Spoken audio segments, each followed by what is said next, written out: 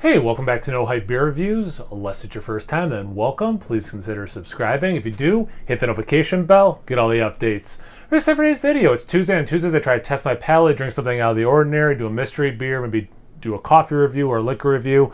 This is a beer that's just outside my norm in a couple ways. It's a Vista hopped. So Vista, I don't know anything about Vista, if I'm being honest, as a hop. If I have had anything with Vista, I've forgotten about it. So as far as I know, this is the first beer I've ever had with Vista. And of course, I'll look it up after the review and see how wrong I was. But yeah, I don't remember ever having Vista. It's a blonde ale. I love blonde ales. Don't drink a ton of them for no good reason. So fits the bill. And it's 4.25% ABV. So in a third way, it's outside my norm in that it's under 5% alcohol. Universe of Discourse. As always, great can art by Dan Jetza. And as always, I will give my thoughts, especially on a Tuesday where I do try to test my palate, then look at their tasting notes. I meant to look at the bottom of the can for the date and all that, whatever. It's all good. Yeah. Get it facing the right-ish way. Yeah, fair enough. All right, so yeah, I mean, it's blonde, golden color, looks unfiltered. The head's a little off-white, kind of like dark bone white. Pretty small bubbles. Yeah, looks beautiful. In the proper glassware too. Let's get into the aroma. Stone fruit, for sure. And kind of like candied. This is an interesting aroma. Not what I was expecting. Like candied mango, peaches, apricot. Like yeah, stone fruit. But pretty sweet. A little bit of like bubble gum even? Yeah, it's okay. Yeah, this is definitely throwing me for a loop. Because it has it has some of the real fruit. And then yeah, this like candied quality. I think that's why my mind is going towards bubble gum.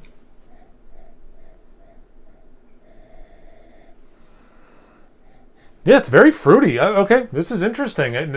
This fits today so perfectly because this is definitely not what I was anticipating, but it smells fantastic. It's going to taste. Cheers. Thanks again, Hot Butcher.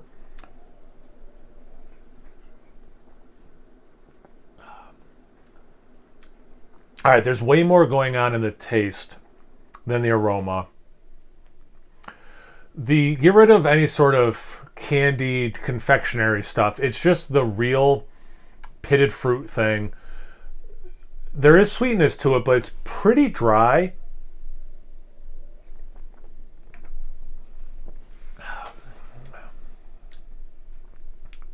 Some orange zest.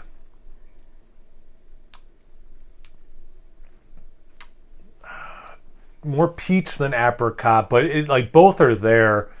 The mango I'm getting less, but it's still, I would say it's still there. That orange zest.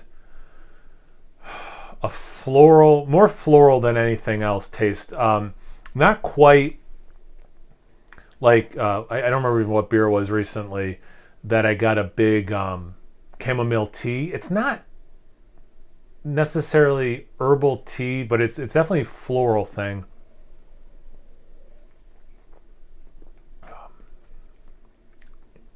There's a sneaky sweetness to this because it is pretty dry.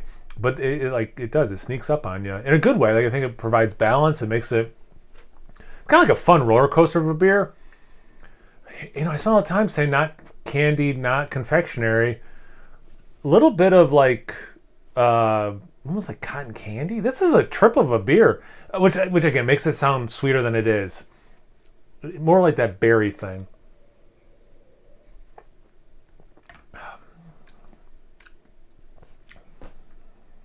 It's like I say it's dry, and then the beer gets mad, hears me, and then it goes sweeter. So I'm like, yeah, but there is some sweetness, and I drink it again, and it goes back to more dry.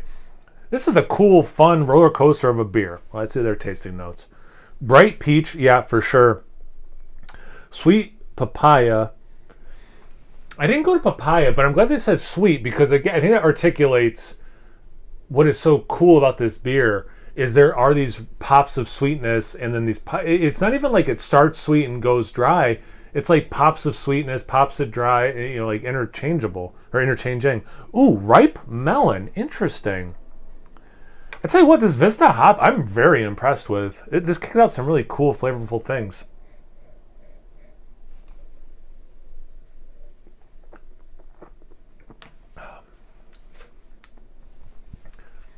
Yeah, a little watermelony. Just because I've had some beers lately where I landed it more on honeydew melon, and it doesn't taste like that. It's, you know what? All right, full circle. Going back to that bubblegum thing, it's the taste of that artificial watermelon bubblegum. It's that thing. But again, not quite that sweet, but there are these pops of sweetness. That was the thing. So that was, okay, that was a helpful tasting note. Papaya, I'm not going to say I get as much tropical as something like papaya. But yeah, I'd say I'm glad they said peach because I do get a lot of that. And I'm glad that melon brought me right to figuring out that one thing that I was tasting. So that is really appreciated. Excuse me, I wanted to look at the bottom. So this is just under a month old. Symptom of the Universe. Again, cool can art. Dan Jetsa crushing it as always. This beer is delicious. Like, this is super fun. This is as tasty as it is fun to drink. It's not boring at all. And sometimes you have like unique things, but it doesn't quite land. I had that this past Cellar Saturday. That Treehouse beer, the taste was interesting, but it wasn't also delicious. This is interesting and delicious, which I love. Big thumbs up. To be fair, that Treehouse beer was 2 years old. But anyway, if you guys had this one before, do you know anything about the Vista hop? What do you get out of it? Single hopped beer you've had lately? I don't know. Blonde ale? Anything, everything. Comment section below. Let's get a conversation going. Once you're done doing that, make sure you check me out on Instagram and Untapped. It's No Hype Beer Reviews at both those places. So guys, please like, comment, subscribe, and most importantly, imbibe. Cheers, everyone.